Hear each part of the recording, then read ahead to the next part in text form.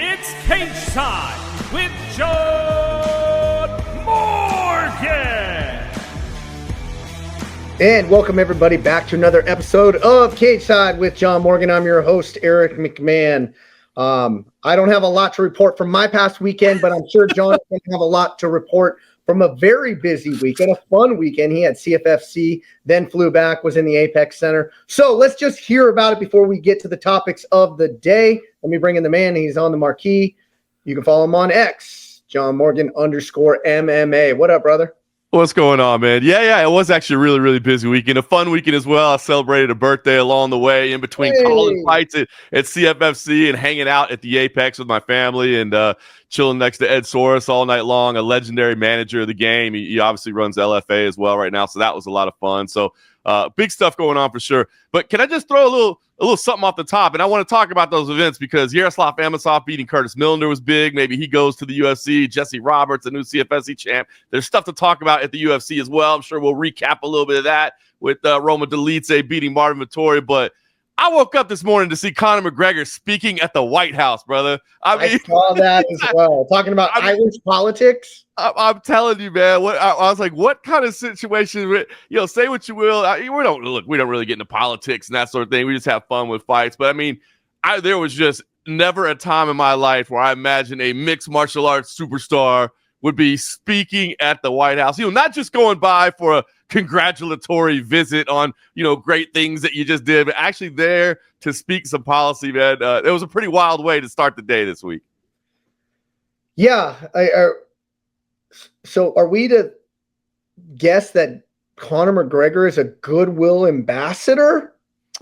Hey, listen, I think he's been teasing the fact that he actually wants to run for office over in Ireland. Now, whether or not he ever gets to that or not, that guy's got so much stuff going on. And look, life is fun for him, right? I mean, this man is hopping from yacht to yacht. And, I don't know that he necessarily wants to take on all that responsibility. Maybe he does. I mean, he definitely seems passionate about it, that he's speaking about the thing. And that's why he's there, right? As you said, he's there to speak about Irish politics. So he's teased to run at office at some point. But, I mean, listen, certainly the relationship with Dana White and all those things has opened the doors for him to be there. But even still, I mean, look, we've seen Donald Trump at UFC events when he was in office, when he wasn't in office.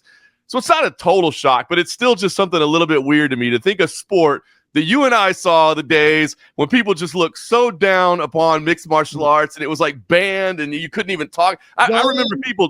John McCain would be rolling in his grave. You're so true, man. He was leading the charge against it. And now we've got, a superstar speaking at the White House. So it was a crazy way to start the day today for sure. I saw a video of Conor McGregor on the back of his yacht in, believe it was Monaco, at the Monaco Grand Prix, just sitting watching, and somebody was filming from up high, and he just waving to the guy up high. Did you happen to see that? Yes, absolutely. That dude, from what I understand, man, his life is essentially just living on yachts, man. This dude has a couple of them, and he enjoys just going from port to port and town to town and living it up and enjoying the millions that he has made over the year. And that's why I say, it's cool that you're passionate about something and that you want to use your platform. You know what I mean? Like if it is something that really matters to you, I think it's amazing that he wants to take the time to go do this stuff and to say these things and to, to talk about what he's passionate about. Now, do I know anything about Irish politics and whether what he's saying makes sense or not? Of course not. I have no idea whatsoever. But I do like the fact that he's trying to get involved and use his superstar power to affect change in his country. But when you see videos like that, that's when I say, hold on, man. Yeah. You say you want to run for office, but you understand that running for office means you will actually have a job that you have to fulfill on a daily basis versus just cruising around from port to port. Well, you know what? All the other things, all the negative stuff aside, I think Conor McGregor is living a life that many are dreaming of. So, hey, good for him. You know what I mean? I always say this. I'm not going to be a hater. I love to see ballers ball. You know what I mean? Yep. Dude, that's when people are like, hey, now listen, you and I have talked about this before. Will Conor McGregor ever fight again? And I used to be in that 100% category of the dude is just a fighter at heart. He absolutely will. I'm slowly starting to shift a little bit that I don't know if he really wants to. I still am a little bit hopeful. But here's the answer I really have is, it doesn't matter if he does or not. The dude already won the game. And you said, man, listen, there's been a lot of negativity swirling around his name, and that's certainly, you hate to get into that side of it because it's some pretty ugly stuff.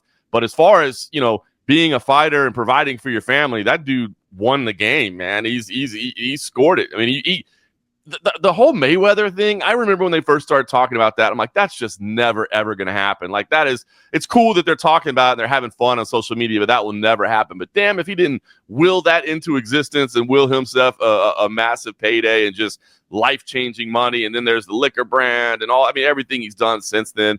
I mean, the dude won the game when it comes to prize fighting, that's for sure. He definitely leveraged every opportunity he ever got. So, man, big CFFC this past weekend, juggernaut of a main event that damn near fell in CFFC's lap. Yeah. Tell us about that. It really was. It was pretty amazing to see Yaroslav Amosov, the former Bellator welterweight champ, 27-1 in his career, 27 straight wins to open it, lost his last time out. And he was facing Curtis Millender, a big-time vet who, I talked to Curtis before. He's like, look, I know I'm towards the end of my career, but I have fought nothing but killers. I'm happy to take this challenge, and I still want to have some big opportunities. But, man, Yaroslav, his grappling is just next level, man. And Andre Petrosky was calling the fights with me, and he's got some friends down at American Top Team, and they all just tell him, how savage this guy in the room, that he might be the best grappler in the entire room, which when you're an American Top Team, that's saying something because that's a whole lot of names in there. And it's, honestly, his game is pretty simple. He doesn't shoot like a big double or anything like that. He just kind of gets into the clinch, and he gets deep on single legs, and then he chain wrestles from there. And then once he got on top, man, he just laced up the anaconda and got the first round submission. And it was so funny because I went to go interview him afterwards.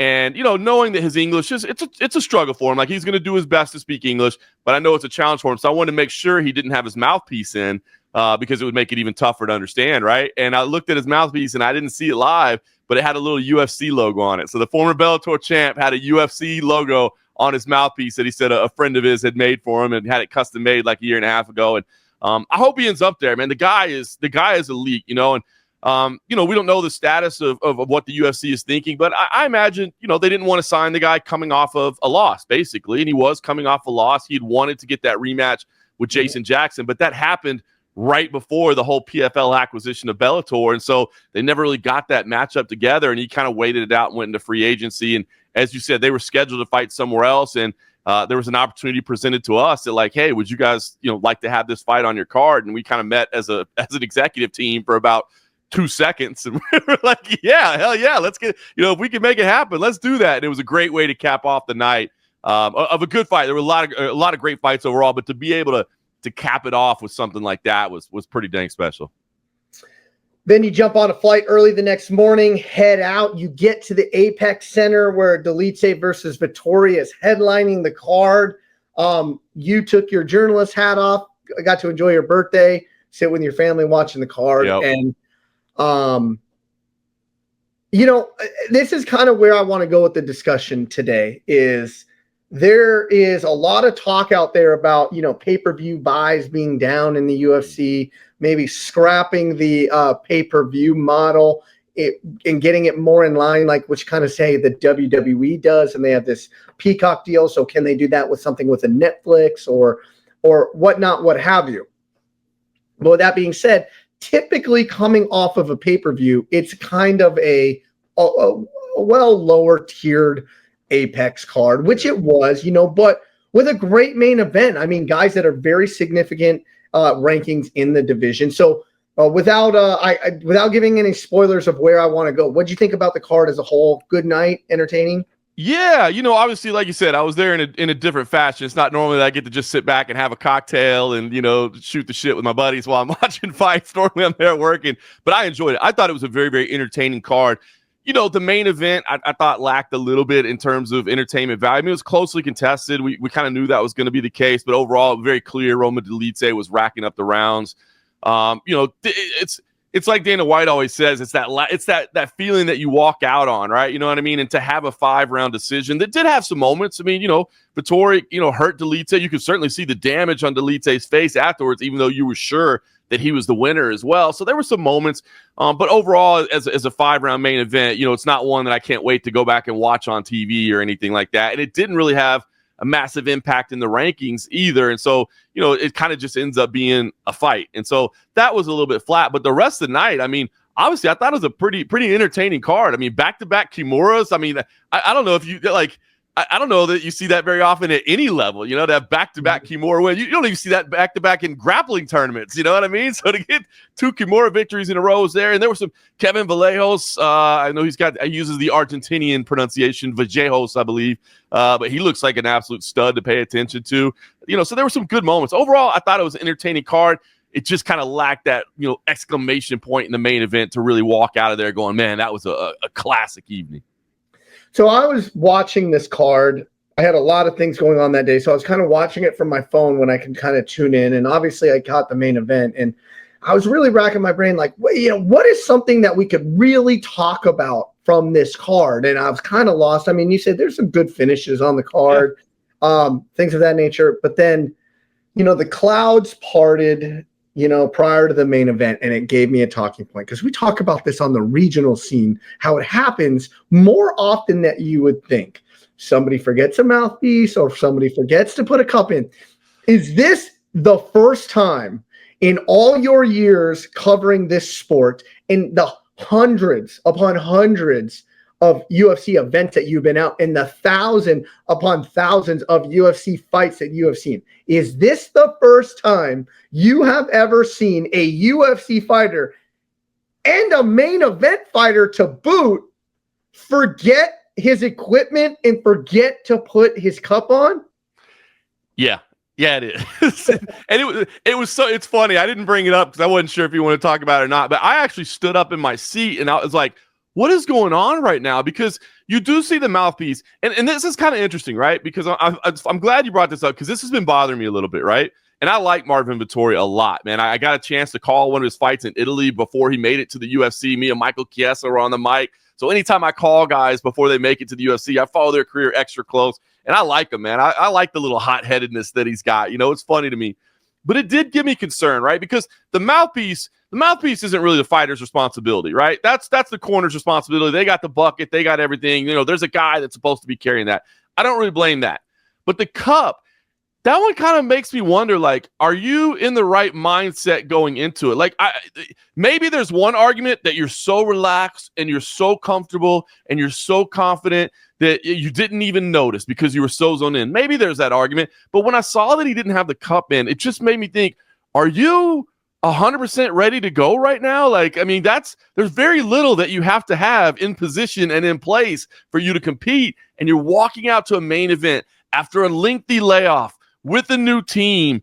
Is your head in the right place? And, only he can answer that. Again, I guess it can just happen. But, I mean, look, you've been in competition. You've worn cups. They're noticeable. You know what I mean? So, like, the fact that it's not there, it did make me wonder, like, is he ready to go? Or is he, like, not focused right now? That's the exact thing I was thinking. You literally took it out of my brain and verbalized it first. And on the broadcast, you had Dominic Cruz and whoever else was on there, right? And saying, like, hey, listen, that's really responsible of this corner person. Like, he's dialed into the fight. They need to make sure. And they're almost passing the buck and taking the blame. And I'm like, no. It's not his corner's responsibility for him to put on his shorts. Right. They don't say, hey, did you put on your under your warm-ups right now? Are your shorts on? That's not the case. That's funny. And so my head that went the same place. And then I went another route with it. Okay, so you've been in the Apex. It's like the walk that they're going to make. I don't know exactly where his locker room was. Was he back in the annex part in the weight room section of it? Was he in the other, bigger grappling space of it? Was he in a private room, or where was he? Because where did they run to go get this cup at? Was it just sitting there? Number two, usually when you wear a cup, it's associated with a jock strap. Right. And so I didn't see them bring like a whole new jock strap. I know he went behind the curtain, put it in really quick. So I don't think he took his shorts off, put his jock strap on that had the cup in the jock strap.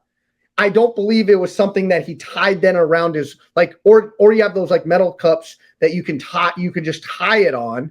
Right. I don't think it was that.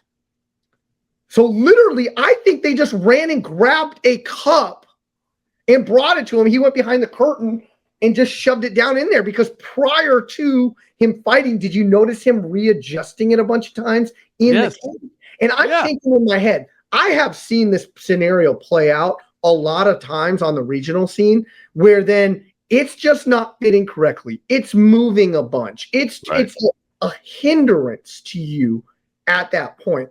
And I'm just like, what in the world is going on here? Because prior to the fight, it was obviously bugging him. During the warm-ups, during everything. Did they run all the way back to his room? Did they just see a cup? Did they grab it? Did they bring I don't think they brought the jock strap associated with it. I don't know. I don't know. And these are the things that I was thinking of. It's funny because, as I said, I was there Cageside, so I wasn't listening to commentary. So now I'm kind of interested to go listen to the commentary because, I mean, you had Dominic Cruz, Michael Bisping, I mean, hey, those are legends of the game, right? And I'm surprised that they would say that that's on the corner. Like I said, the mouthpiece is on the corner, right? I mean, honestly, the fighter should probably check too, but the mouthpiece is usually the corners carrying that, so you would trust. And when he first took off and ran, I turned to my wife. I was like, oh, that's funny. I was like, Coach forgot the mouthpiece. I was like, whoops, he's got to go handle that. And then when he came back and I saw the added movement, I was like, oh no, that's wild. And you're so right. I mean, if that's not fitted comfortably, it's going to mess with you. With all the chaos that we talk about that's going on inside the cage, all the things that you have to think about, all the things that you have to do, if that cup is not fitted comfortably, and it will not only mentally impact you, but obviously it'll just physically impact your movement as well. And like you said, it felt like it was bothering them. So I don't know, man. I mean, at the end of the day, I'm not trying to blame a result on this, but it just kind of speaks to the whole, like, what was the mindset? What was the focus? Where was the preparation level coming into this? I didn't see him really messing with it at all during the fight. So I think once it got going, but he did start really slow in that fight, and prior, like during the introductions, you clearly see him adjusting, readjusting. Readjusting. You clearly see that. So it just leads to everything about how mentally focused and dialed in he is. Now, yeah, the argument could be, I was so dialed in. I was so dialed into this fight that I didn't even think about the cup. I just wanted to get in there. But I don't buy that. I just don't. In the simple fact that I don't think it came as a full kit back to the cage to him, it gives me a lot of second guessing. It does, man. It really does. And like I said, and I'm somebody, I know that Marvin Vettori has his haters out there. I'm not one, man. I like Marvin a lot. So it is even about the fact that it's Marvin Vettori. If it was any fighter in a main event situation, I would just have the same wonder. You know what I mean? That seems a little bit, it just leads me to wonder where the headspace was at. And again, like I said, maybe I was so dialed in, I didn't even notice, but it was just odd to me. So yeah, a very weird moment to start the main event. That is for sure. And then the main event played out as the main event did. Roman Dolidze gets the unanimous decision, 5-round victory. Not much to talk about there. So, I mean, anything of note that you want to, bring to the masses out of this card, that you were there eating the free food, sipping the free booze, getting all the free snacks. Hey, open bar is not a bad thing on your birthday. You know what I mean? I'm not going to lie. I don't think I've ever had more Red Bull in my life. I was doing vodka and Red Bull because I was team no sleep, man. CFFC got done. I think we got back to the hotel about 1 a.m, and then I had like a 4:30 shuttle departure to fly home. So there was no sleep at all. Like, it was just packing and getting everything ready.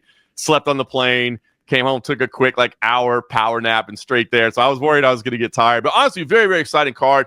Chidi Njokuani, man, he missed weight, which is a shame, because if he can make weight consistently at 170, that dude is huge, man. Like I said, I was sitting next to Ed Soros, famous manager, man, been around the game forever. He's been a friend of mine, and he manages Elizeu Zaleski dos Santos. So obviously he was cheering for him, but I even remarked to him, I'm like, that has got to be a challenge, just the range that he presents. Man, he was towering over Elizeu Zaleski. So Chidi Njokuani, man, he's just got to make weight. He missed weight, unfortunately, but that dude could be a problem. Bad, 72 and a quarter, so he was a pound and a quarter over. And from what I understand, I wasn't at the weigh-ins because obviously I was getting ready for CFFC on Friday. From what I understand, He said he wanted to keep cutting, but obviously you have to be medically cleared. The doctors have to tell you, and he is so big, and it was 1.25 pounds that I guess that they said no, they shut it down. So that stuff happens. But in reality, he missed it by 2.25. Right. Because I've never. Let's talk about this. Okay. I've never been a fan of the pound allowance. I've never been a fan of that, and I've never understood it. You either fight at 170 or you don't fight at 170. The whole championship weight of 170 and then all others get a pound allowance. I have never understood that. Is there any reason behind that? Have you ever sat in any commission meetings or anybody ever explained that to you? I've never liked it. My understanding in the discussions that I've had, and I haven't had it in a long time, was just that the original idea was that there's going to be variances in scales. And so if it's not a title fight, let's just allow for 1 pound that maybe there's a little bit of a difference between this scale and that scale and whatever you're using. So that's what I was always told. And then, of course, that's going back to the days when you use the beam scale, which, you had the little thing there, not the digital that you have now in most places. So that's what I heard. In Nevada, they still use the beam. Exactly. Nevada, they'll use the beam, exactly, which is gives you a little bit more variance in there, a little bit more freedom with it. So, it is funny. I hadn't thought about that in a long time. You're right. It is kind of bizarre that we have two different limits of what you have to make moving forward. But you're right. It is a 2.25 miss because, especially if you plan on fighting for a title, and he's saying, I want to move up the rankings, and you're not going to get those big fights if you can't consistently make it. So. Hopefully he will. Because he's a fun fighter to watch. He's a fun fighter to listen talk. His voice is incredible. And man, just the frame he brings in there is exciting. So that was unfortunate. The rest of it, Alexander Hernandez got the win over Kurt Holobaugh, kind of a hard fought win for Alexander Hernandez. Damon Blackshear. I hated this fight because I like Cody Gibson a lot, but yeah, Damon Blackshear, CFFC, former champ. I was definitely cheering for him, even though I do like Cody Gibson as a dude, man. He's just a good dude. But Damon Blackshear, looks like the real deal, and he got a Kimura finish as well. So that was one of the two Kimuras. Was he a champion in CFFC? He was. Yes, he was. I believe I reffed his fight that he won his title on. I think you might have. Yeah, because I think you're right, because I believe we haven't gone to Tunica in a while, but I'm pretty sure he won it in Tunica. So I bet you did, to be honest with you. I'd have to go back and look. But I think I've reffed him twice. I think I reffed him in, might have been Florida, somewhere. I don't know. I think I've reffed him a couple times. But I remember, I know for a fact I reffed him in Tunica, and I remember I didn't know if it was a title fight or not. But I mean, that kid stuck out at me. Like, whoa, yeah. He's good. He's good. He's really good. So that was fun to watch. He knocked out Perez. No, that wasn't Blackshear. That wasn't Blackshear. Yeah, that was a division up. That was DeAndre Anderson actually that knocked out Perez. So because he went up. Interesting. Yeah, good times, man. Yeah, remembering the old Tunica days. That is a good room, man. I wish that room was a little bit bigger. That was a cool spot in Tunica. Mm-hmm. Kevin Vallejos, if he's not on your radar, he needs to be, man. This dude is the real deal. His only loss is John Silva, and we've seen what John Silva is doing, and he's saying, hey, I'd like to rematch him. He lost to him on a Contender Series in a very competitive fight, and that's his only career loss. So that's somebody to pay attention to moving forward for sure. And Andre Lima, another one. I wanted to shout that one out. Flyweight Andre Lima, man, he looks like the real deal to me as well. Funny enough, I was sitting next to Ed Source, as I mentioned. He actually was an LFA champ, but not only was he an LFA champ, he actually fought on their developmental series. LFA owns I don't know what their partnership is on this, but he's involved with it. Ed Suarez is of a developmental promotion in Brazil as well. So he's the first guy that they ever found on their developmental series in Brazil, brought to LFA, and then is now in the UFC as well. So he was very into it. Yeah, they're definitely doing that. They use an Attitude MMA here locally in Memphis, Tennessee as a development for them as well. They've brought up a couple guys to do prelim fights and non-exclusive contracts, but it's a feeder, Attitude. The kid named Ethan Birmingham went up through there, and then, another guy. But yeah, it's a cool little farming system that they're developing with LFA. Pretty neat, and luckily you got to see a guy that went through that farm system. I want to kind of switch topics now, and I've read about this a little bit, and I listen to a lot of podcasts, and it seems like there's this trend coming up. I haven't seen any metrics on it that pay-per-view buys across the board for the past year or so are down. One, do you know if they are down? And do you know, is it significantly down? Is it marginally down? Like what can you tell us if you know? Yeah, it's tough to say because those numbers aren't made public. So there is no source that you can cite as far as like a number that you can actually reference. There is no hard data. Obviously, the data exists, but it stays within the walls of ESPN. I'm sure they share it. Maybe they don't. UFC gets paid the same regardless, but I'm sure they can audit all those things. But and that's where I was coming at it from. Is like I heard that now again. I couldn't cite the article or anything, but there may be this little riff because UFC is paid exponentially. In ESPN Plus makes the pay-per-view money, and they're a little, disturbed on their rate of return on those pay-per-views. Have you heard that? Yeah, definitely. That seems to be, obviously. Now you always have to remember this: the deal is up for negotiation right now, right? So right. Whenever there's a deal in negotiations, you don't want to go to the other party and be like, this thing has been a dang home run for us, man. We just couldn't be happier, right? Because then all of a sudden the price goes up. You gotta push back a little bit. So I think there's probably a little bit of play. And I mean, we're talking the type of money that we're talking about. I mean, it's important to get the right deal. I mean, 1/10 of a point in a change means millions and millions of dollars. But that said, I don't think it's all just tactics and play. I mean, I think there is an understanding that pay-per-view as a whole is becoming incredibly difficult. And, piracy is a major part of that for sure. I mean, it is so easy to find a pirated version of pay-per-views out there. My 12-year-old son, I've seen him watching, and I'm like, stop. And I get mad at him. I'm like, we don't do that. Like, that is how your dad gets paid. is people buying entertainment stuff. So let's be careful with that. But piracy is big. But to answer your initial question, then we'll go where you want to go with it. My understanding is, yes, they are down. Now, how down, whether you would consider it marginally down or significantly down, that I can't say for sure, but that they are down. There's no question about that. It kind of shocks me to a degree that they are down. And now, albeit I don't run in circles of people that are just bandweather fans. So to me, everybody's watching everything all the time, right? So right. I guess I'm not the barometer of success on this, and probably you're not either. So I'm just going off of like, I'm not missing one regardless. Like, my buy is done. Like, you got mine. right. So, here is where my head is going to go if they are down. Right. Now, we have the ESPN deal where there's X amount of events per month, per year that need to happen live, and it's a very cheap way of ESP or of the UFC to produce these because they have the Apex Center. And I know there's a move to go up out of the Apex Center more often, but then I've also heard TKO is like, wait a second, this is so cheap to do. Why would we? So you have that internal dialogue. So is the why just because, us fans know that social media wise, we're going to get the clips within seconds after it's done anyways.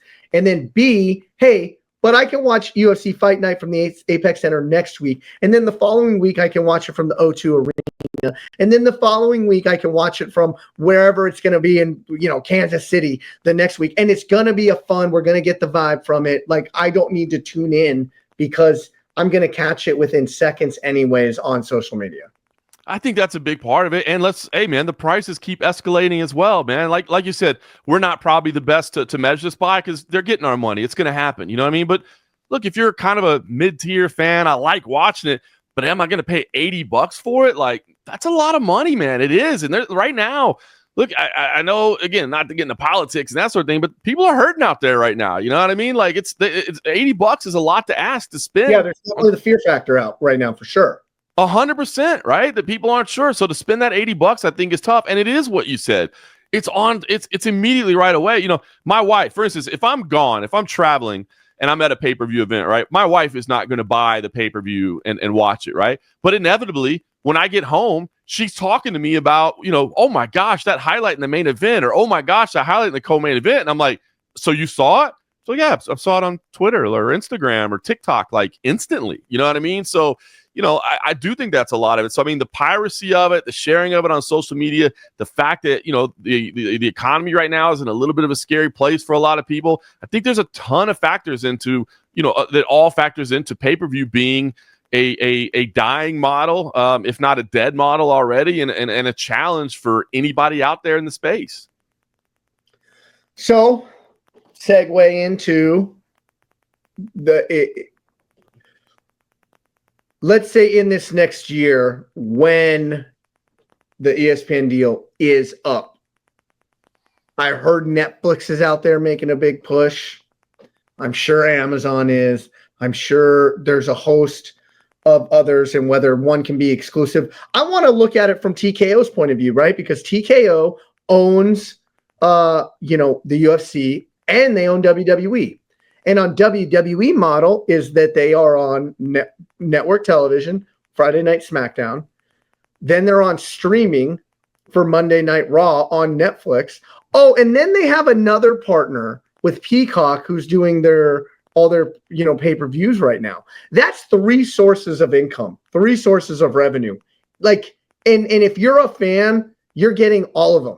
You know what I mean? And so now I've heard that WWE to a degree wants to consolidate because then they can, 3x it that way. But have you heard anything? And I think it's safe to say now from afar that, the pay-per-view model in view of the streaming and the added service, like you're going to get that, say, $9.99 every month, regardless if there's a pay-per-view that night. So like the exponential growth over 12 months, and let's say only 4 of your 10 fans buy a pay-per-view, but now 10 out of the 10 fans are going to get the streaming service.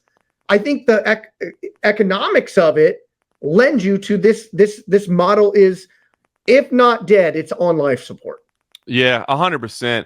And there's a lot of great points that you bring in there. I mean, so first of all, do you want to split it up or not? As you said, that's opportunities for different revenue streams, right? We've seen it in major sports like the NBA, like the NFL, like, whatever, where they spread it out and say, hey, you get this package of games on this particular night. You get this package of games on this particular night. So in negotiations, could the UFC, could they say, well, how about we put, our fight night events here on this service, but our, what used to be called pay-per-views, which I think now, like WWE, the terminology they use is premium live events, PLEs. Do those go on a different place? There's arguments for and against that, right? Because when you split it up, we saw that during the Fox era where like things were on different channels. Sometimes I think it does create a little bit of brand confusion, not knowing where to go, where to tune in, on what night to see what. I think that can be a problem. The other thing is as well, I think when you only have one broadcast partner, I think going back to, let's say, Spike, for instance. Man, Spike, I mean, if you were back in the days, like if there was nothing on, you knew you could probably just put on Spike and like there was going to be some kind of UFC programming on there, you know what I mean? Whether it be highlights or whatever. So it's all the shoulder programming, the additional program that when a network has sole ownership over a property, I think they're more enticed to be a true partner with you, right? Where they're creating all kinds of content around your product so that you're keeping people in tune. But it's interesting. So there's a lot of ways the UFC can go right now. And the understanding is their exclusive negotiating period with ESPN is up in April. So until then, only ESPN can make offers, right? But then after that, they can have some discussions with some other partners. And it sounds like they're kicking the tires right now. And they're already, from all reports that we've had and heard, WWE on Netflix has been a massive success for both companies. They've been incredibly happy with the response they've gotten. So, would you, as TKO, the owner of both those properties, just say, hey, Netflix, you're so happy with WWE. Guess what? We can replicate that with UFC as well. And Netflix might be like, yeah, let's absolutely do it. So there's a lot of options, but whether or not that means you can actually see them making a weekly episodic. I could see the UFC making a weekly episodic television like a Raw. They're doing it already for 10 weeks a year on Dana White Contender Series in the summer. They could do that very easily with a broadcasting or a streaming service deal. They have the infrastructure. They have the roster. And listen, I know the complaints about the Apex. I'll be honest. I'm not one that complains about the Apex. It's 15 minutes from my house. I love it. You know what I mean? I'm not one to complain about it because that's where I get my work too. Absolutely. So I like it, and truth be told, I'm when it's at the Apex, I'm generally not a television viewer. I'm a live viewer, and I like the live viewing experience. I don't know anybody that's been inside the Apex that hasn't loved it being inside there, right? Because everything is so intimate and close, and you can hear things, the sound of the shots, you know what I mean? The kicks, the punches. The viewing experience is different, though. It really is, as opposed to an arena. The viewing experience is. So I understand the complaints. I'm just not one of them. But yeah, I'm not going to say that people that are complaining are, it's legitimate. But I say that to say that it ain't going away. I mean, right now, there's massive construction going on at the Apex. The videos you see right now when you're watching of the exterior of the Apex, when they say, we're bringing you inside the Apex, those ain't live, baby, because that thing's a construction site right now. There's a big expansion going on right now, which may change that viewing experience, right? Because the expansion is all about making more seating and making the ability to have more people in there watching live, which at that point may address the concern. But to what you said, you're spot on. And I've thought about this for a long time. Like, the Contender Series, everybody loves the Contender Series. Even people that say they hate the Apex love the Contender Series, right? And I think part of that is the fact that it's such a quick little bite of the sport that we love. It's 5 fights right back to back to back. You tell me the UFC couldn't do that for the rest of the year? Just, hey, once the Contender Series is up, yeah, we got our big fight night on Saturday night. Yeah, we got our big pay-per-view on Saturday night. But, hey, we got a quick 5-pack of fights coming to you. It's kind of savage.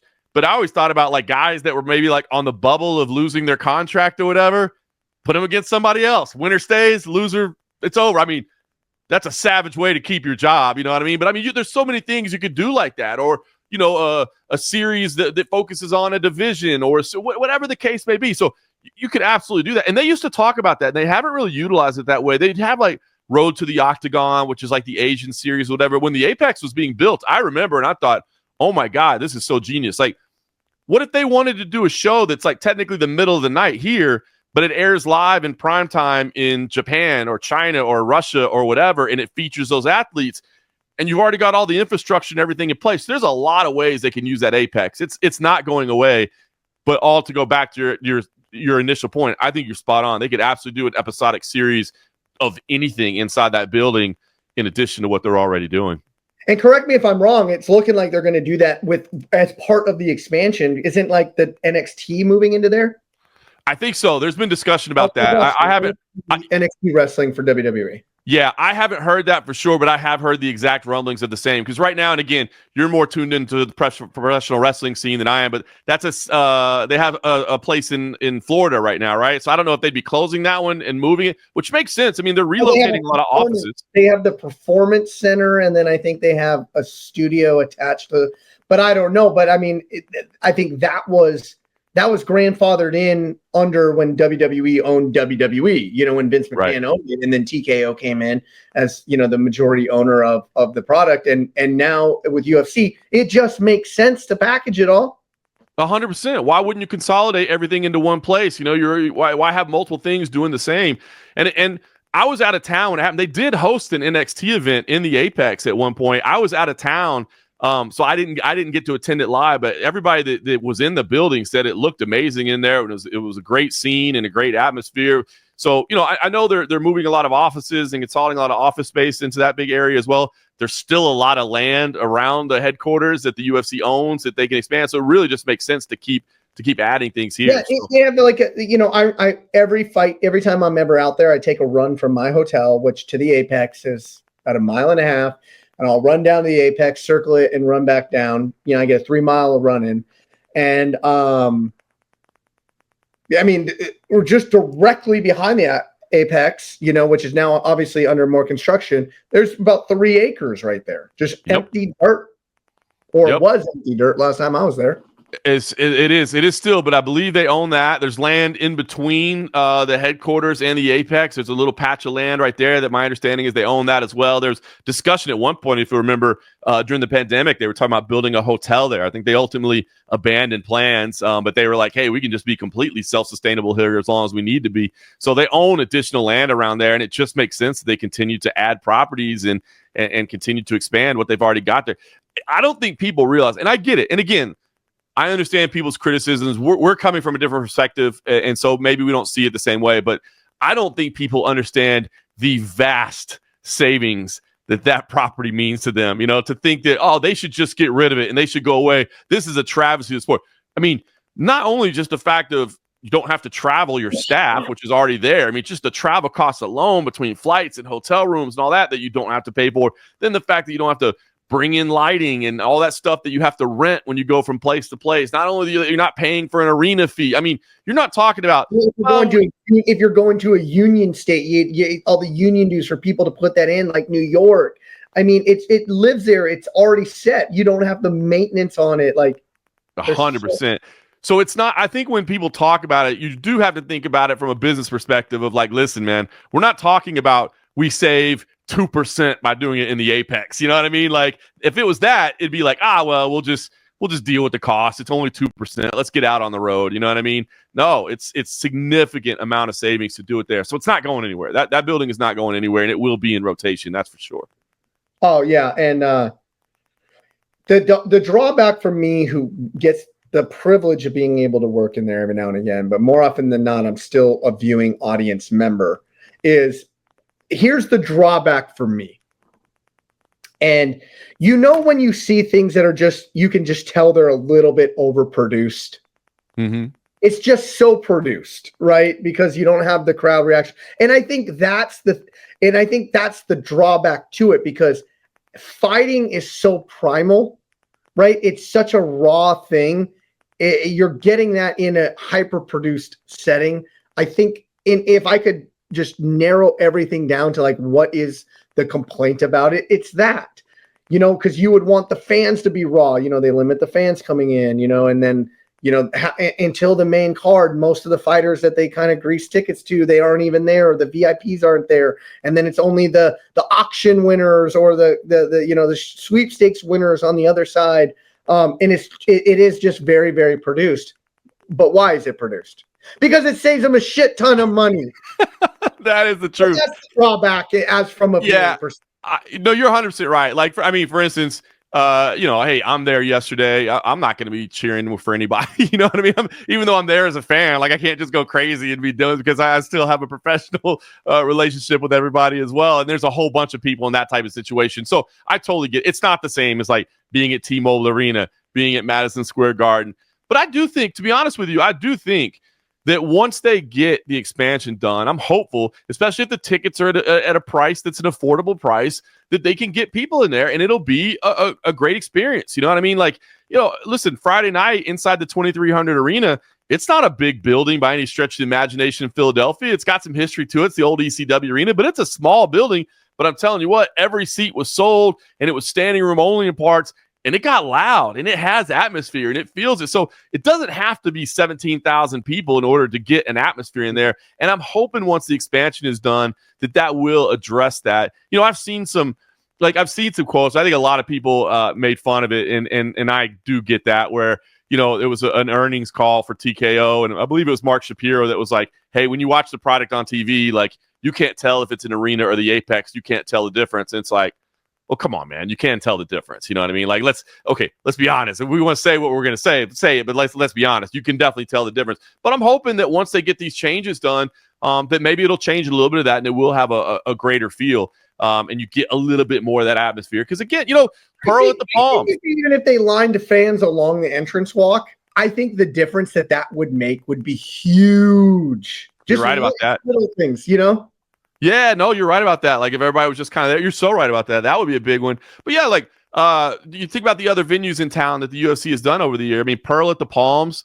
I think the max, that's like 2,000. That's if everything's sold. And I think a lot of times because of the production, it was only around like 1,800 that could fit in there. And there was a lot of great nights at Pearl at the Palms back in the day. You think about the old Joint when it was the Hard Rock. Now that's the Virgin Theater. I mean, there were some great nights there, some great atmospheres. So hopefully they'll address that. The building's not going anywhere. So if your solution is, hey man, they got to get rid of the Apex, well, you should just, if you want to keep complaining for the rest of your life, then do it. You're going to drive yourself mad. It's not going anywhere. So I think the idea is if you're a fan and it does bother you and you do care about the presentation or whatever, it's how do we make this work? And I hopefully that's what the expansion will talk. Now they haven't, look, I put in interview requests. You know, can you tell us exactly what's going on here at the Apex? And they're like, it's a little too early. We don't want to talk about it yet. So we don't know exactly what the finished product is going to look like. But I'm excited for it. Oh, they know. They know. They know. They just don't want to tell us. You know what I mean? Yeah. It's too early to tell. We're too early. Yeah, we're figuring it out as we go. We just show up every day and we add some new plans in that day. Like, no, it's wild. Since the last time you've been there, because they just did this in the last couple of weeks, they knocked out. You can see on the outside, you can see where they're building like a new entrance. They're building a box office, so they're expanding the footprint of the building. But on the inside as well, that wall where you walk in the front door and you take a right, and I'm sure people have seen it, where they have like all the tough jerseys hanging all the way down the wall. That wall is completely gone. They've removed it. So like, wow. I don't know. Yeah, they've just got black curtain hanging up in front of it right now. I'm sure they have to put those jerseys back up somewhere because that's such a cool display. But anyway, a lot of stuff going on right now. They're like, where the areas are backstage have been moved around. Like they're shifting the traffic of everything. So, we'll see. But it's a big time. Look, this is a big year for. I don't see any way the UFC doesn't end up on Netflix in some fashion. You know what I mean? Like I said, if they split the properties or they do it in all, they're just having so much. It seems like everybody's so happy with the WWE product that I would imagine that Netflix, and Netflix, everybody realizes live sports is where it's at, right? That's what makes UFC so valuable. It's every week, more or less. There is no off season, so you're getting it year round. So it's valuable sports content. It's like 6 hours of content when they put it on. So I got to think they end up on Netflix in some fashion.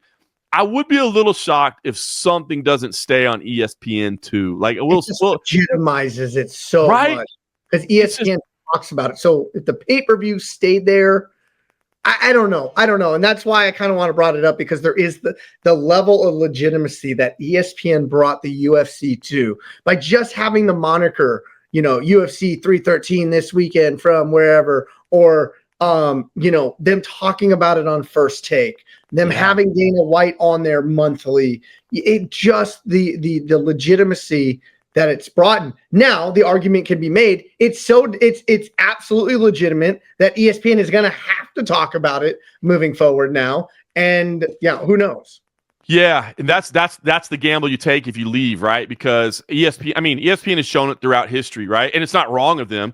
If they own a property or it's on their network, they're going to give it more juice. That's just the way it's going to be. I mean, it makes sense from a business perspective, right? Like, yes, they're kind of a sports journalistic type endeavor that, as you said, if it's big enough, you got to talk about it, but not really. You know what I mean? They can talk about whatever they want. Like, they can sit there and talk about whatever team, and they have the luxury of talking about all major sports. So, I mean, they can still keep plenty of their talk shows and stuff going without really mentioning mixed martial arts in the UFC. But yeah, I think if you and I are sitting in an office and we're calling shots for the UFC, I would say, like, I want my brand to still be associated with ESPN. I just believe that ESPN brand still does carry weight in the sporting culture, right? So being on there is big. So I would think they try to find a way to stay on there somehow, but money talks. You know what I mean? Money talks, and you can make some decisions that maybe aren't in the overall best interest, but they put money in the bank right away. So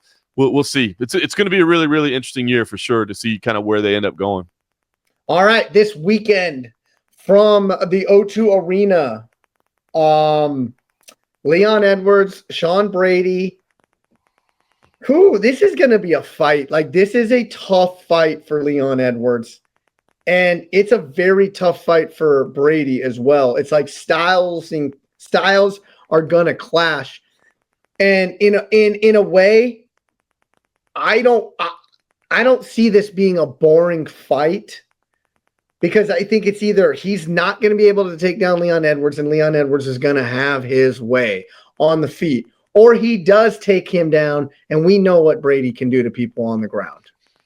Yeah, I'm fired up for this fight. Obviously, the former CFFC champ, Sean Brady. So all of us in Philadelphia this past week as a CFFC family were kind of talking about, the possibilities of this fight. And to be honest, even all of us as Sean Brady homers, as big as it gets, I think feel exactly what you just said, man. I mean, that's just a spot on breakdown of this fight. Is whoever is dictating where this fight is taking place, they're going to be winning, right? It's just the way these styles come together. I mean, obviously that's what we love about MMA, is anything can happen, and bizarre things can happen. But bottom line is, if Sean Brady can take Leon Edwards down, it will be a long and painful night for Leon Edwards, because Sean Brady is a beast of a human being. The strength that he has is unbelievable. The grappling skills that he have are unbelievable. But, you know, as far as striking goes, not that he's not a well-rounded fighter, but he's not as slick as Leon Edwards. That's for sure, man. Leon Edwards a much more effective striker. So if Brady struggles to get this thing to the ground, or if, you know, sometimes you see that, right, where it's like,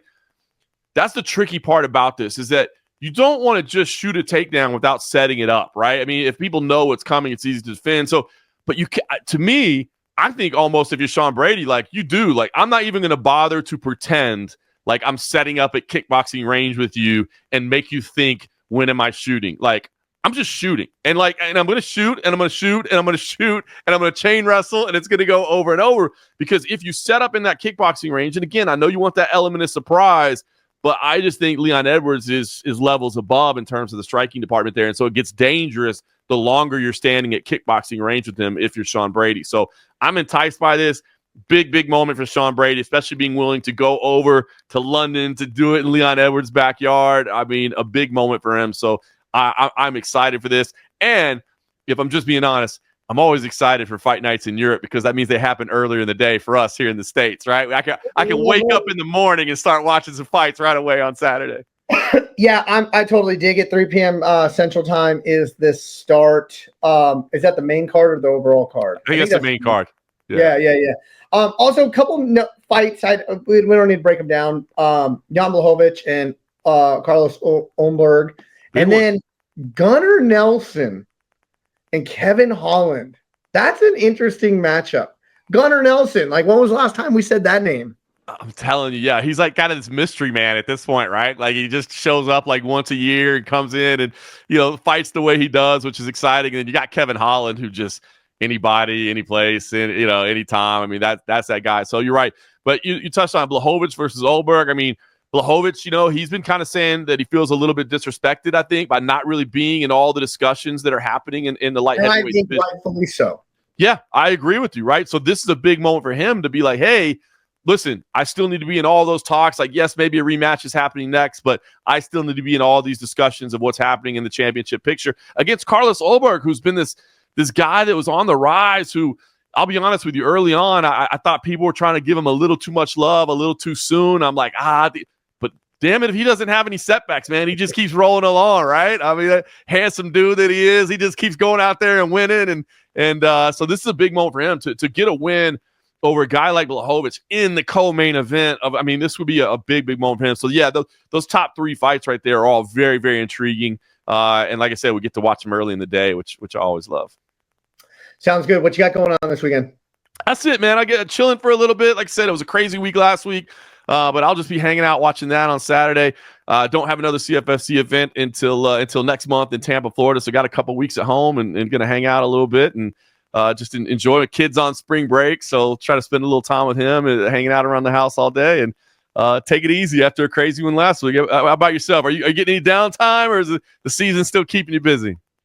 Well, luckily I have some downtime with the season. We just came off of a hellacious stretch, and now I can take this next week and focus on some of my businesses as well, which has really been lacking. So luckily I got great people in place helping that, but obviously I need to jump in and pull my weight as well. So, but it's also spring break out here, so I think towards the tail end of the week I'm going to pack up the family, make a little road trip to Nashville, Tennessee, go visit some friends, and just get out of Dodge for a little bit. Nice. That's a fun place to go hang out. I don't even think it's hidden at this point, but literally one of the greatest cities in America. Nashville, people love it, right? It absolutely annoys me to no end when people call it Nash Vegas. I'm not going to lie. I think that's the dumbest name ever, especially being a Las Vegas guy. No, Nashville, Tennessee, it is a gem of a city, though. Very, very, very cool place, man. That's good. Well, hopefully you have a good one. Is it still cold? It's still cold out there, right? You got a little late touch of winter going through? Well, I mean, just this week, I think the high is 60 today, so it's a little chilly. But it was in the 30s overnight. But it's warming up, man. We get warm. We're warm. Look, I'm wearing a T-shirt today. Just got a little light jacket over it. But yeah, we're ready to go. So, well, with that being said, it was a fun episode. Usually deviated. We talk business of MMA more than we actually talk fighting of MMA. But you know what? You have to have those conversations. We're fans through and through. We need to know the knowledge. And luckily, John's got a lot of it. So I love it, man. It's a big time. Like I said, big year. Could be some changes. I mean, look, if they do go away from ESPN to Netflix, how does that change? So interesting time, man. Like I said, we always talk about the fights. The great thing about this sport is there's fights every weekend. There's going to be fun fights from London. But yeah, this is a big transitional period for the UFC. So it'll be interesting to see. Roger that. Well, for John Morgan, I'm Eric McMahon. Enjoy the fights.